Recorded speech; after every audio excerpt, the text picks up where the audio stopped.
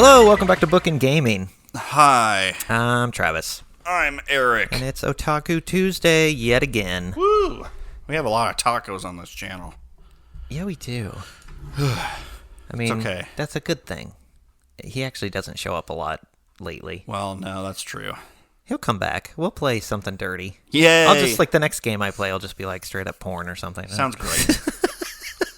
I'm in. I could find some. There's plenty of Flash games and things like that. Oh, yeah. Out there. I mean, I could just go to Steam. We could play Steam games now, and there's a ton of porn games on Steam now. Then let's do it. Yeah. I'm all in. Can't wait for no one to be able to see what we're doing. So we did, the flashback happened. Yeah, bad things happened. Yeah, Sachi's sad. Her parents got plastered. They got sent into another world by Truck Coon. Yeah. The mom was still alive, though. Yeah, she's still here. But she's a vegetable. Are we still in the flashback? I think she just came out of it. Okay. Yeah, because the mom didn't die yet. No. Yeah. But, Yuji's on his way back to the hospital. And right. She's, having this flashback, because the last time she was in a hospital, it was that. Yeah, and she has to be a good girl. Yes. Because she didn't follow instructions to a T, her parents. Yeah, truck, because she feels like if she had never ran away, then... Right, yeah, it's her fault. So... Kids are dumb. We're sad, and here we are. Of course, great. As I spoke those words, the ringing in my ears returned for the first time in a while, harsher and shriller than ever before. What is this? It's Chizo. A dull paralysis spread through my body, very similar to what I used to experience before fainting from overexertion on the playground. But that venomous chill crawling up my spine clearly signified that this was something else entirely. Uh-oh. Something shadowy and unfamiliar and malevolent was attacking my body. Well, that's not good. Kya! My heart thumped violently in my chest, and in that moment the world froze around me. She just wakes up and she's in the same school as Hisao. I was going to say, this is that little heartbeat thing. The air wasn't cold, it was solid ice. So cold. So frigid as to cause physical pain. My clenched teeth began to chatter loudly. It was advanced coldness. Ha, ha, ha. I don't need to do that. She's doing it. She's staying alive. My mouth opened wide. I desperately gulped down oxygen in little gasps. Every breath a painful struggle. I was wrong. And something even worse is coming next. The voice rang out in my mind again, and I knew it would, as I knew it would. Okay. That's the mom. No stay. Sachi, why? Don't go. No stay. The end. Wow. How annoyed would you be? Oh. Return. Ah, Whoa, Jesus. No! No again! Apparently this is too loud. I guess. And so the nightmares began. Okay. We're back to normal time. Another instance we could have clicked 4 more times. Well, sometimes we've already recorded for an hour. What do you think, Sachin? Can you eat today? Why do you have to talk like that? I'm sorry. I'm not hungry. I see. 2 weeks after that horrible night, it had become my daily routine to turn... Oh, so I should be talking in a higher pitch. To turn aside the spoonfuls of food my nurses offered me. At night, when exhaustion overcame me, I was forced to relive the moment of my parents' accident over and over again. By now, I had completely lost the will to live. It sucked.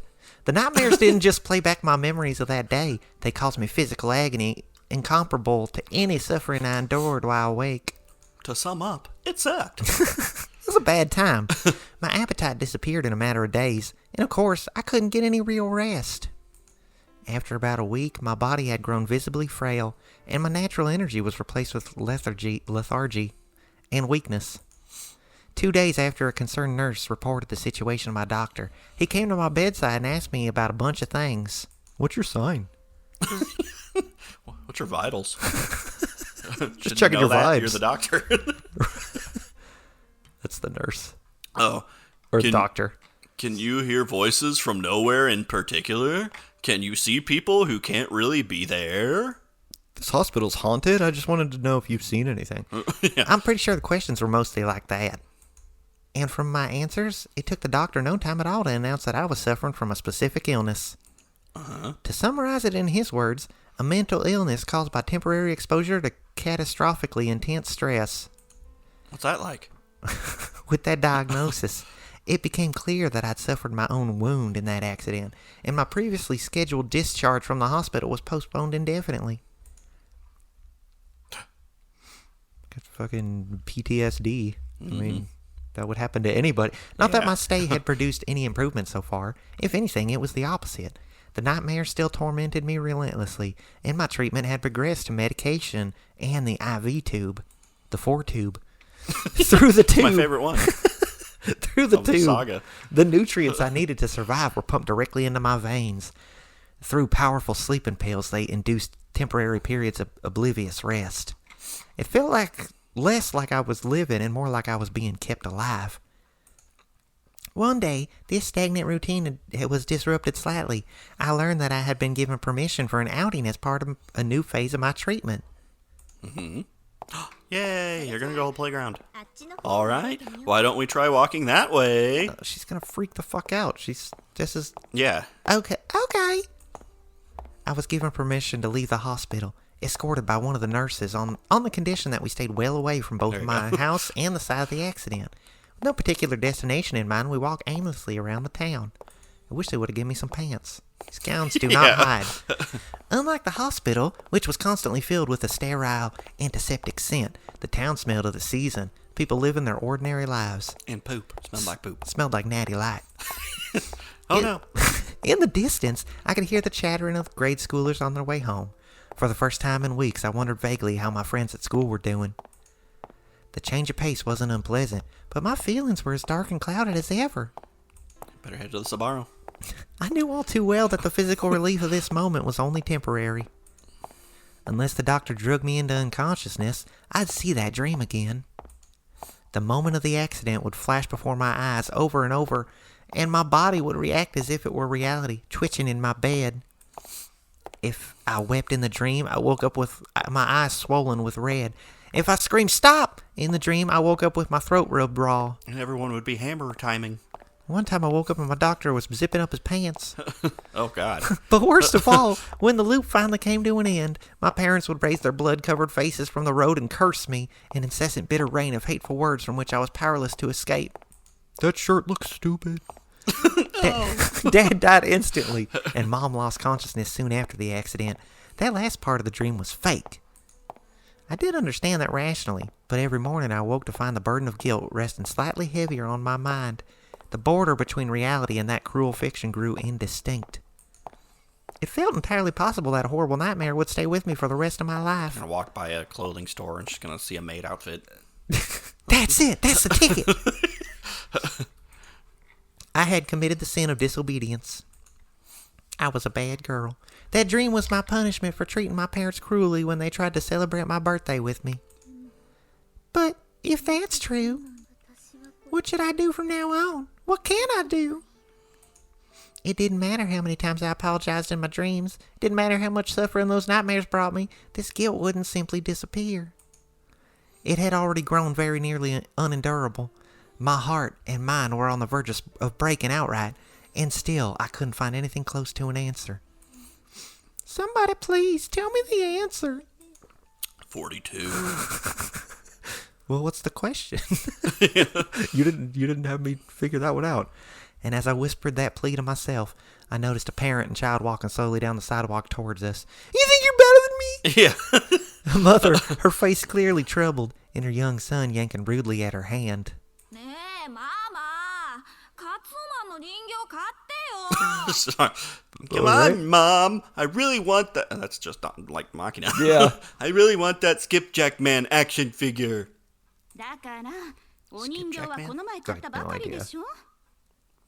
Listen, I just bought you a toy the other day, didn't I? Mom, Stop you should really smoking. stop smoking. But I want that Skipjack Man now. I want to make him fight with the poultry poltergeist. Who are these characters? Are these more Tuna Fish Man These are characters? Tuna Fish Man characters. Jeez, you're spoiled rotten, you know that? You know what'll happen if you're a bad boy all the time? I'll get hit by a truck. No one's going to like you anymore, and then you'll be all alone. Everyone knows that's how it goes. She looks over at Sachi.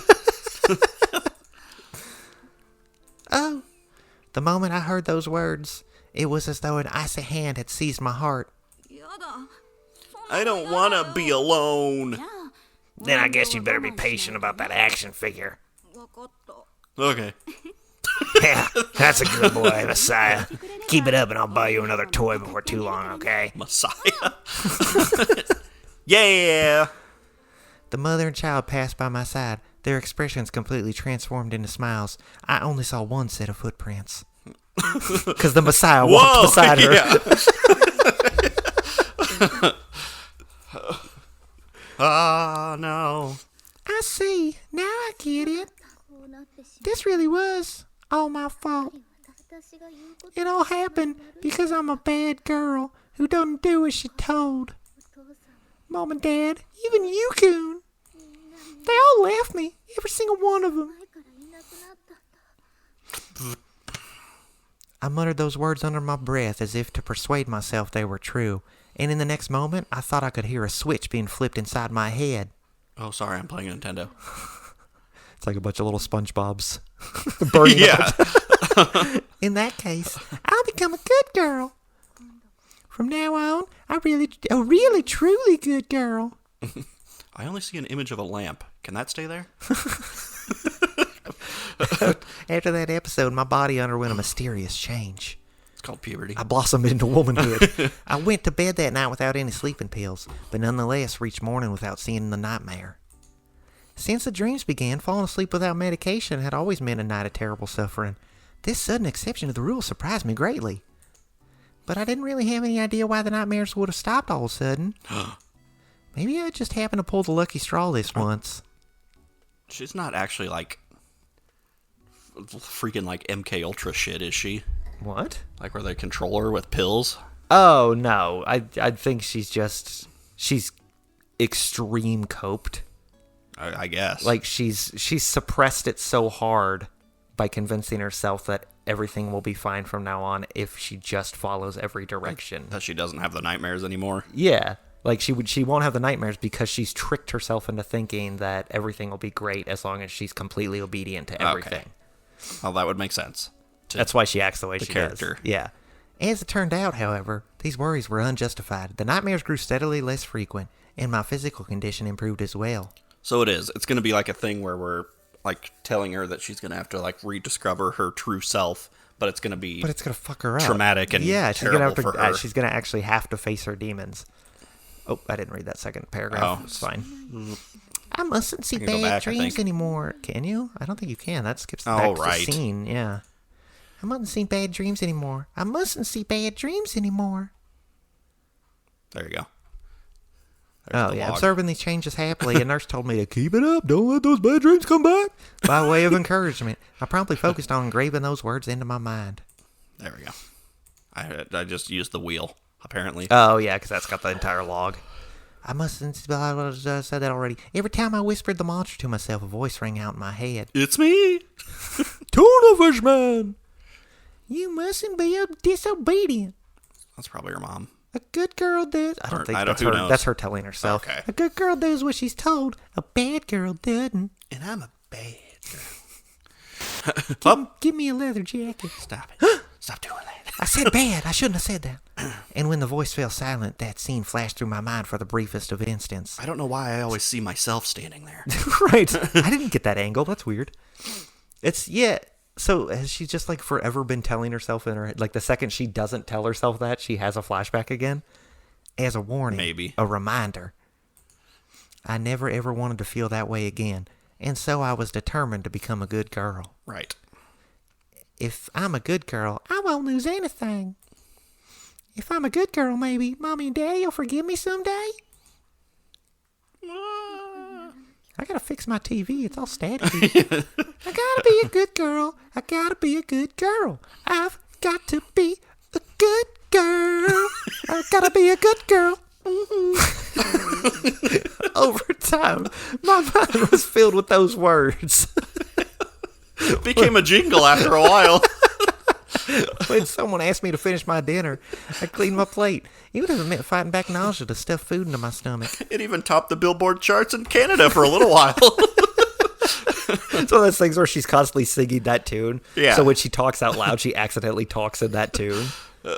Before long, I was even capable of willing myself into unconsciousness if someone told me to go to sleep right away after lights out.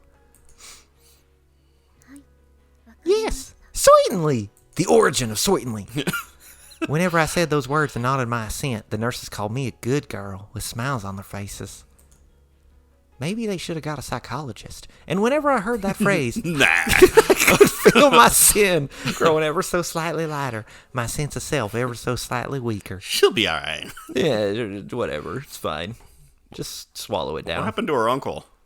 He fucked off. He don't care. Is he gone? He's Did he run off with one of the nurses? He's banging nurses, yeah. It took some time afterward, but eventually I was discharged from the hospital, conditional on my return for thorough, regular checkups. The reason, naturally, was that my painful nightmares had grown extremely rare, and my sleep and eating habits had returned to normal.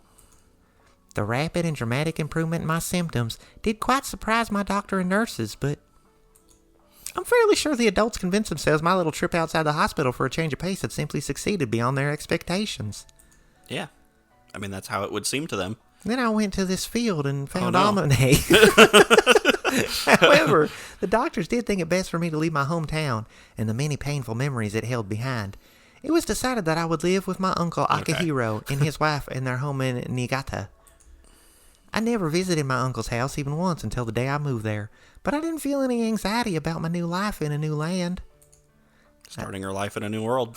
I did know that my uncle and auntie were kind people, and above all else, I had clearly defined path to follow. No matter what my circumstances, I was determined to be a good girl. I'm a good girl. Time to be a good girl. After all, my new conviction had virtually cured me of those unendurable nightmares. Yeah, cured would not be the word I would use. Since Uncle Akihiro was kind enough to carefully prepare everything beforehand, the move went off without a hitch. It was decided that I transfer into a nearby school after my first week in Niigata. As it turned out, it was a modestly sized school with a fairly small student body. I was the first transfer student in recent memory, and received a significant amount of curious gazes as a result. I just pictured, like, her, she's like a giant around small-bodied students. They all regular-sized head, but tiny bodies. Yeah. Goes to a chibi school. Right. Heard she got caught up in something nasty. Didn't somebody say she got bullied really badly at her last school? At times, I heard such rumors whispered in the hallways. She's a huge bitch! Behemoth! Not that any of it bothered me in the slightest. I was hotter than them, and I had a full body. I was entirely focused on making up for the time I'd lost in the hospital. I hadn't even touched a textbook for some time. A good girl does well in school. I have to work that into the second verse. Gonna be a good girl. Doing well in school. So as to keep myself from diverging with that image, I threw myself fervently into my classes, filling every waking moment with study and regretting the need to sleep. Oh. Whoa! Look at that butt. I mean, why do you keep getting these crazy scores? Were you gonna cram school or something? Nuh-uh, no cram school. I just didn't mind studying that much, I guess. No kidding. So you're just really smart, Sachi-chan? All right, I'm coming to you next time I can't understand something. Sure, anytime. Over time, my diligent new approach to life changed the way my classmates viewed me. I became a doormat. By the time we advanced to the next grade, many looked at me with respect in their eyes. In addition, on the theory that a good girl helps others, that's verse 3, I would proactively approach those who seemed troubled and offer my assistance. Gonna be a good girl, help others. Gotta help others. Just by chasing after my ideal in this way, at some point a crowd gathered round me. At school or here? As in my previous school, everyone in the class started calling me Sachan. Sachan. Sacchin. And I made lots of friends who'd invite me out to play. My uncle, who'd been worried about how I'd adapt to living in the country, was very pleased by all this, and my teachers offered consistent praise for my efforts in the classroom and helpful attitude. Not a one of them patted my head, though. Aw. The harder I tried, the nicer everyone was, and I tried very hard indeed. The compliments and smiling faces reminded me of the happiest days of my life, when my parents had been kind to me. I grew steadily more convinced that my new way of thinking was correct. But it wasn't correct. Bum, bum. But such universal, unreserved affection for good people doesn't last beyond childhood. As if to warn me of that fact, when I advanced to the next level of school, I found the emotionally charged malice characteristic of adolescence waiting for me. Oh, shit. Nerd! After a few months, I'd gotten thoroughly settled in at my new school. Once again, I had attracted a crowd of friendly faces. You're still in the same class. Yeah. I feel like, isn't that a thing in Japan? Where, like, you have your class unit, and, like, instead of, like, having a bunch of different classes to go to, it's like you just have your teacher that teaches you all the things. I'm pretty sure. It's kind of like how American grade schools are. Right. Like, Japanese high schools still, I think, just have their one like, room. yeah, Maybe because not, they say that they're part of, class 1A, 3A or whatever. It right. has to do with the floor and what grade you're in. So, like, you have all the same classes, and then there's, like, extracurriculars and clubs and stuff like that. I mean, I could be wrong. I don't fucking know. For the most part, they asked to see my homework for assistance in some extracurricular activity or help with their studies. And as I reliably satisfied those requests, the number of people who approached me steadily increased. Apparently, there's this super talented saint in Class 1C. Such rumors spread across the school, and I became something of a minor celebrity. And in time, I began to encounter those who found that irksome. Among them, a girl named Hitomi Nakano from my class. What a bitch. She was part of the plastics. Put me in their burn book. Most labeled her a delinquent, and she kept herself largely aloof from the rest of the class. So it came as something of a surprise when one day she suddenly called out to me. I like you, okay? Think a minute. Take cleaning duty for me to do. Actually, you should probably voice her, because I don't know how long it's friendship. They could become friends or something. I don't know. Okay. Sure. Take cleaning duty for me today, alright? Sure, no problem. Good, thanks. That's a delinquent and then voice, she right? never talked again. I began with that trivial favor, no different from those I'd performed for countless others. But Hitomi Nakano repeated that request every time it was her turn to clean the classroom. Of course, I continued to readily accept. And one day, after this pattern had continued for some time... It sounds like an anime character I've already heard of. Yeah. Hitomi Nakano? Yeah. Kamine, take care of it again. Okay. Sure, no problem. You don't really sound like that much of a delinquent. Is something the matter? Okay, look, how many times have I asked you to do this now? Are you going to say something or what? I wasn't planning to. Is there anything strange about that? Come on, I'm totally making you do all my chores. You're being bullied here, right? I'm bullying you. I've had some time for self-reflection. I believe they say bullying exists when the bullied individual feels that it does. Oh, so you're saying it's my fault? What I'm really saying is I'm rubber and you're glue. In which case, I don't believe it would be accurate to describe this as bullying. It's like Kaiba getting sent to the Shadow Realm. She puts on some shades. Gotta be a good girl. Just plays as she walks out of the room, since I don't perceive it as such. Oh, man. Are you for real? A good girl listens to others. Only bad girls don't do what they're told. I'm just acting on that principle. Ha! What the hell? What if I told you to clean for me forever? Are you saying you'd do it? Yes. Yes. If you ask me, Nakano-san, I will. Hey, you sure talk big. It's because I'm bigger than everybody Is she here. gonna be like clean forever, and that's why she's... You're right. Okay, then forget the eternal cleaning duty thing. How about you just wipe away every window in the building clean by yourself? With your tits. Well, not up for that one, huh? It's alright. That won't be a problem. Tish. Although I accepted Nakano-san's request, she didn't seem particularly pleased. In fact, she clicked her tongue in disgust and stalked right out of the classroom. What the fuck is Tish? What was she so angry about? Thinking the matter over, I took out a supply of cleaning implements from my locker. I take it everywhere I go. Yeah, why do you have those? And just as directed, I made my way around the school, cleaning the windows. After our classroom, I moved on to the other first-year rooms, the hallway, and the faculty room, making steady progress. We're having an important meeting here. Hey, we're smoking in here. Get out of here. Once the school building was closed, however, my pace was slowed somewhat by the need to hide from the patrolling teachers. Nonetheless, I persevered at my task. Even after the sun fell, I continued wiping in dogged silence. Dogged? I think it's dogged. Gonna be a good girl. My arms quickly grew heavy from the sustained effort of reaching up to clean the higher windows, and after a few hours my shoulders were screaming with pain. Even so, I kept my hands moving. I had my directions, and I had to obey them. My personal circumstances were irrelevant. My body might ache or suffer injury, but neither mattered so long as it could move.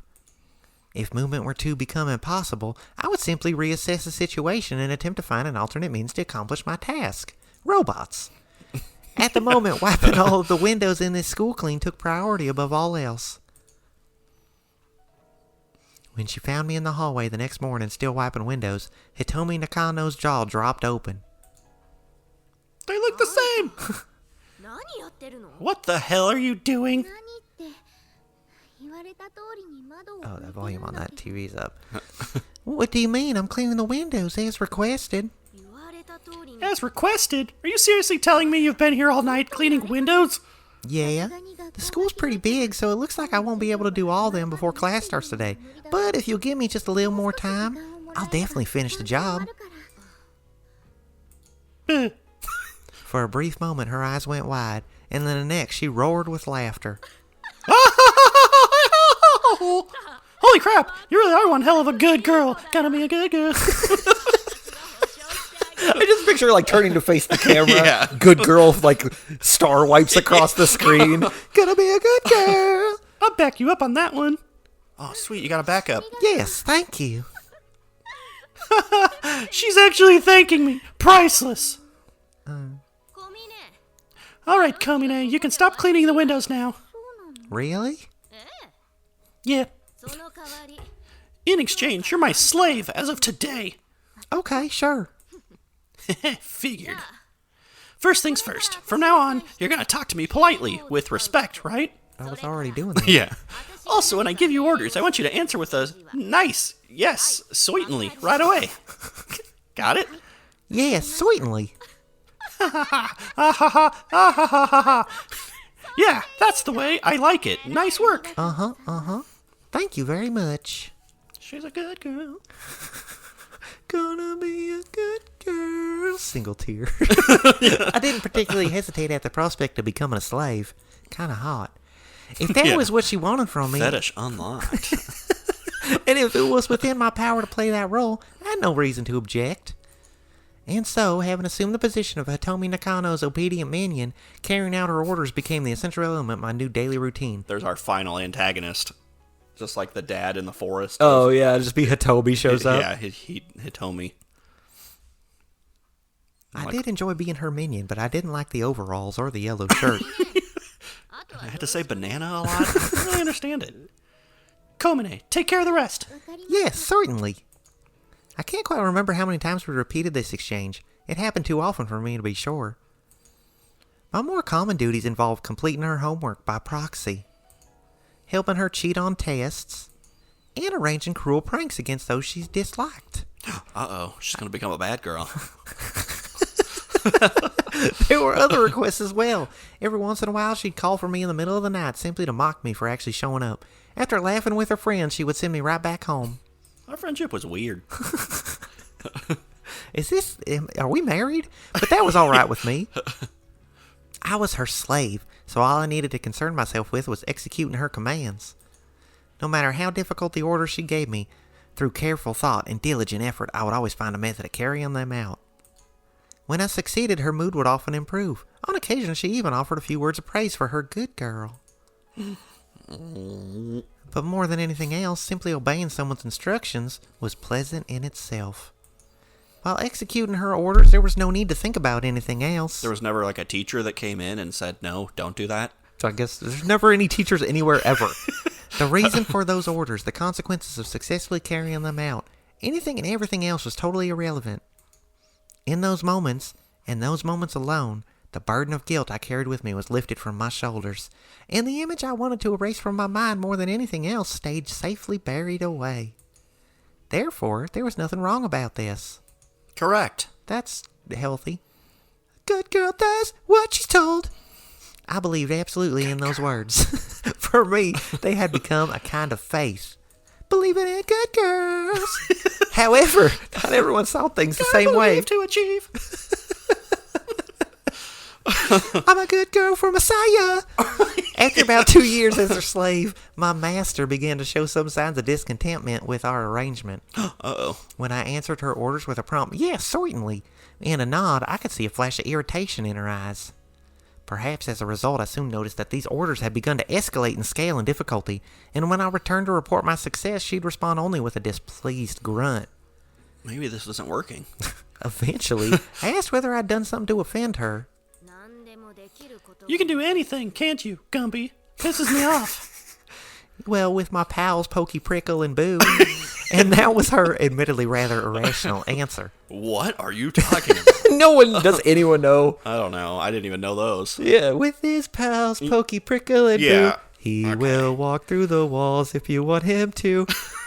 When you're sad, Gumby makes you glad. You remember Gumby a lot better than I do. With all the things he can do. He's a good girl. Naturally, I then inquired whether I should fail every so often, but The hell? Is that supposed to be sarcasm? this inspired an only more pronounced scowl. Scowl. But now that you mention it, maybe having you fail isn't such a bad idea. Huh? Okay then, listen up. I'm gonna give you your final order. My final order? That's right. Know those midterm exams we've got coming up in 2 weeks? Get rid of them. The tests? A good girl does what people tell her, right? I've heard you sing it like 20 times to yourself. Even if it's a request like that. Oh. What do you think? Up for it? Yes, I'm a good girl after all. There we go. Listen up, you agreed, so there's no backing out now. Get it done. I don't want to hear, I'm sorry, I just couldn't pull it off. After the fact, if you fail, I'll never forgive you, period. Got it? Yes, certainly. From the moment I nodded my head, it was perhaps all but decided that I would end up in Mihama Academy. When she asked me if I was up for it, I heard a voice screaming, "Don't!" from some corner of my mind. I didn't listen to that one, though. But soon enough, as the image of that day began to flicker its own warning before my eyes, that voice of caution was obliterated without a trace. There was nothing left to stop me. So, yeah. So as she lives her everyday life, she's just in constant agony. Yeah, she has to... Or at least, like... She is constantly distracting herself from thinking about something that is always there. Uh-huh. So the moment she is not in service of someone else, she's miserable. If she even thought for a second to not follow someone's request, she would, like... Exactly, yeah. Have a PTSD attack. Yeah. For the next few days, I frantically racked my brains in search of a method to get rid of the scheduled midterm tests. But she's aware of that. It's not like she knows she's doing it, but she also thinks that's the right thing to do. Right. How about stealing the test before you... Wait, maybe that's probably... I don't know. How about stealing the test before they can copy them? No, even if I were to find the originals, the test would be recreated. At most, I would earn a brief delay. I gotta burn the school down. In that case... How about copying the test secretly and bringing her the answers? No, while that might ensure her a perfect score on her exams, the tests themselves would be held as usual. Then, what else can I do? Uh-oh. How can I possibly get rid of the tests? The more ideas I ran through, the more I realized the enormous difficulty of the task at hand. My focus grew slowly more intense and obsessive. Grew? My thoughts ran in circles. Sure. To make matters worse, as the day of the test grew inexorably closer, Jesus. Wow. Word of the day. I began to see the familiar nightmares I had thought behind me. Uh-oh. Oh. And so, driven slowly but surely into desperation, I finally arrived at my conclusion. Is she gonna burn the school down? In that case, I could just get rid of the school. Oh my God. Wow, I called that. With the school gone, the tests and the classes will all be gone too. What the Jesus. The moment I spoke those words, my ears filled with a high-pitched, almost nostalgic buzzing, and my consciousness was shrouded in fog. Gonna be a good girl. When I came to my senses, I was standing inside my school. It's just setting up bombs. Gonna be a good girl. Yeah. At my feet were a pile of kerosene cans, the same sort my uncle stockpiled as fuel for our heaters. Presumably, I'd carried them from my house to this building over the course of numerous round trips. And indeed, my arms and shoulders were throbbing with agony. Didn't see this one coming. Jesus. The situation was clear enough. Moving as though possessed, I emptied the cans all around the building in what felt like minutes, ignoring the protest of my exhausted body, and in the end, it didn't even matter. I stood in my classroom and set the fire. I should probably get out of here. The instant I dropped my match into the kerosene, flames sprouted up as though I'd flipped the switch on a stovetop. The fire spread rapidly down the fuse of oil and into the hallway. In the blink of an eye, the fire spread and grew, feeding off the wooden walls and desks, consuming the paper textbooks and cloth bags my classmates had left behind. I hope they didn't need those. The flames danced before my eyes. Even from a distance, I felt the heat in my skin. Just as I observed that, it was becoming slightly painful to breathe the heated air. The shrill sound of the fire alarm began to resound throughout the building. Nobody told me to get out of here. Oh. The classroom I had studied in only yesterday was consumed in a literal sea of fire. And yet, even as a part of my world vanished before my eyes, I felt nothing in particular. This is fine. Oh, look at it burn. She's that meme of that little girl, Yeah. like looking at the... Oh, like turning back at the house camera. behind her's Yeah. on fire. Gonna be a good girl. Gonna be a good girl. The thoughts running through my mind were nothing but the disinterested impressions of a casual spectator. Well then. Having determined that it would be impossible to stay in this place any longer, I carefully exited the classroom through the nearest window. At least it was clean. As I lowered myself onto the grass outside, I could hear the sound of distant sirens. I ran into it at first because I thought it was open. Damn, I'm good. Oh, now there's a freaking makeup stain on there. I gotta wipe it again. How far would the flames reach before that fire engine arrived? How much damage before they could extinguish the blaze? No, it no longer mattered. She walks back the following day, and the entire school's burnt down except for the desk with the tests on it. Just got the stack of tests, yeah. The midterm exams would doubtless be canceled regardless. I mean, maybe just postponed. I carried out my orders. I did what I was told. I was still a good girl. Yay. Ah, certainly. Gotta be a good girl. Roll credits. And as good girls don't look at explosions. And as long as I'm a good girl, nothing else matters. Oh, man. Ah. She tried so hard. So this is Sachi's past, huh? Oh, right, you got her file. So, right. Yeah.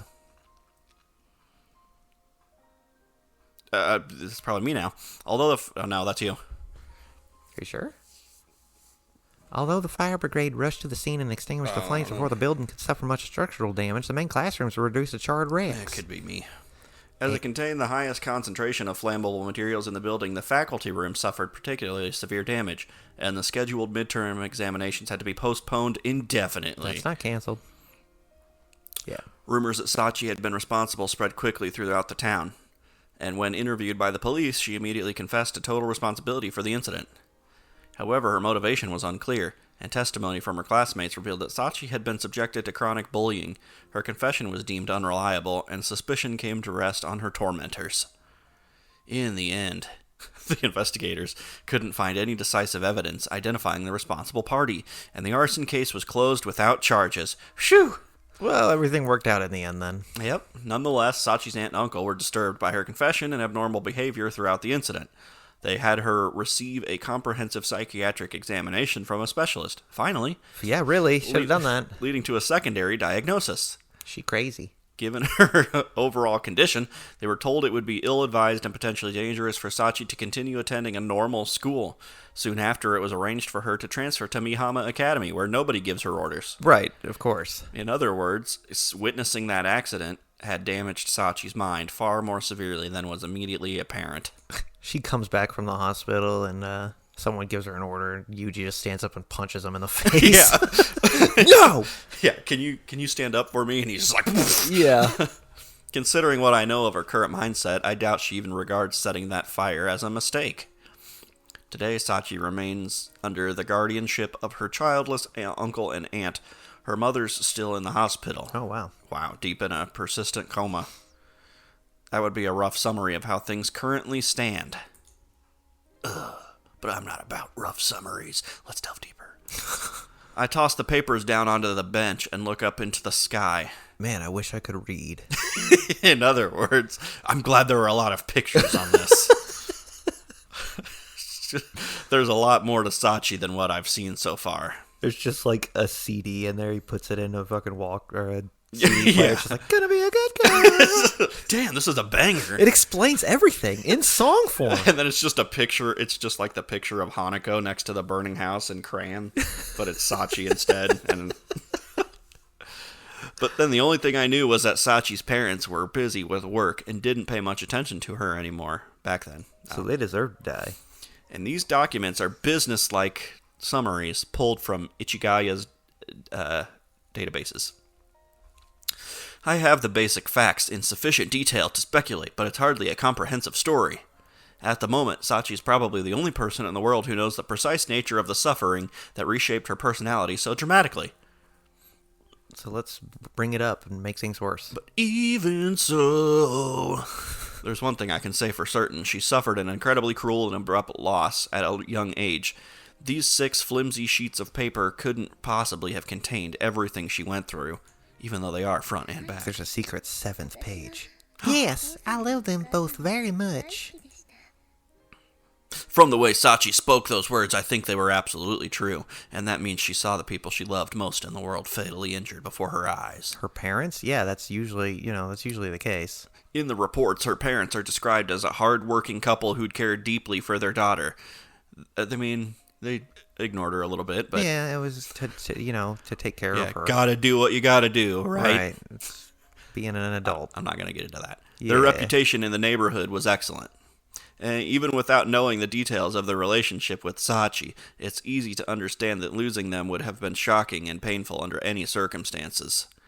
What's more, it happened on her birthday. Ugh. And from the dates, it must have been the day after I said goodbye. At the time, my friendship with the girl in the playground had become my strongest source of emotional support. If the same had been true for Sachi as well. In a single day, she lost her closest family members and her closest friend. Think pretty highly of yourself. So, those words she's so fond of. Sweetenly. Good girl. Bad girl. She tried to drag me to the playground with an arbitrary promise. She ran out of her house that day without listening to her parents, and all of a sudden she found herself alone. Her thought process isn't difficult to imagine. I was a selfish bad girl and everyone went away. From now on, I have to be a good girl and do what I'm told. Gotta be a good girl. Carried to an extreme, that's no different from turning yourself into an obedient, thoughtless robot. When the teachers tell her to work hard at her studies, she works hard. When some idiot tells her to wear a maid uniform, she never takes it off. Her own will and the intentions behind the orders are irrelevant. Performing them to the letter is the whole point. Doing what she's told is an end in itself. Sachi was only a child at the time. This simplistic, obsessive obedience was the sole coping method she could find. The only way she could escape her regret and guilt. No one has the right to blame her for that. Sachi stopped thinking for herself as a self-defense mechanism. Her wounds were so severe that she lost the ability to distinguish between right and wrong. How did neither psychiatric thing come up with it? Like, how? Yeah, like she has a psych evaluation and they're just like, yeah, just send her to a different school. Yeah. Like, obviously there's something going on. Right, and they're still like, I mean, she almost died because someone told her to count in the bathtub. Right, yeah. That warped absolute allegiance to her principles culminated in the school arson incident. To take the most extreme possible example, if someone unambiguously ordered Sachi to kill someone right now, she might die without hesitation. Oh my god, that'd be awful. I would never kill anyone. The commandment she imposed on herself is a dangerous thing. A brittle wall is likely to harm as protect. He's just gonna, recruit her. Right? Should be a good sidekick. All things considered, might have been lucky that it was only arson. Get our own fucking crime show called Juicy and the Good Girl. Yeah. Oh, that sounds great. The more people know about Sachi's abnormality, the greater the risk of someone attempting to exploit it. An event like that was all but inevitable. For the same reason, it makes sense that she was transferred to this academy, with its small student body and limited contact with the outside world. But the other school that she had was also a small student body, apparently. Right. The question now is whether I can actually do anything with this knowledge. Can I exploit? Wait, no. Right. Gotta be a good boy. I might be sitting here and analyzing other people's abnormalities, but I'm not a well-adjusted person myself by any stretch of the imagination. Can I, of all people, help someone regain normality? Whoop. I remember when she booped me that day. Yes. If there's one thing that gives me hope, it's the expression I saw on Sachi's face back then. Thinking it over now, I'm even more firmly convinced that her smiles have always been artificial, forced things. She doesn't even like me. Yeah, I was going to say she doesn't like me at all. Lying bitch. Somebody told her to like me. But just that once, something was clearly different. Something that made me think I can bring her back. I can save her. Might sound like a flimsy grounds for optimism, but at our first meeting, my master took one look at me and declared, "We can still fix this one." We have the technology. That's why I'm here today. Come to think of it, my master told me something once. Accepting a favor isn't anything to be ashamed of, kid, but not returning it is. There's no need to overthink this. From that perspective, it's really very simple. Back then, Sachi's presence in my life saved me, and today I have a chance to repay the favor. That's enough for now. I'm done thinking. Just go slack-jawed. I'm still on the roof? Oh, God! I thought we were in the courtyard. Seems Kamine-san might not be the only person you're trying to change. What does it mean? Wow. How cryptic. We're at an episode. Okay. It's like we could go a little longer, but since there was just a transition, let's cut it there. Wow, that's we didn't joke a whole lot in that. No, just came up with a banging new song. That's true. That was awesome. Gonna be a good girl. We gotta come up with an album now. But what'll it be called? I don't know. Is it based on that song? Well, that's just one of the tracks. Yeah. It's a whole Bookend Gaming album of all of our originals. Okay. I'm sure there's been other ones. I just can't remember. That's the best one though. Yeah, that's like the hit right there. There's gonna be a club mix. Yes. Oh, I hope so. Good girl. Good girl. Gonna be a good girl. All right, well, we got to get working on writing this, so we'll be back in a little bit. Gotta be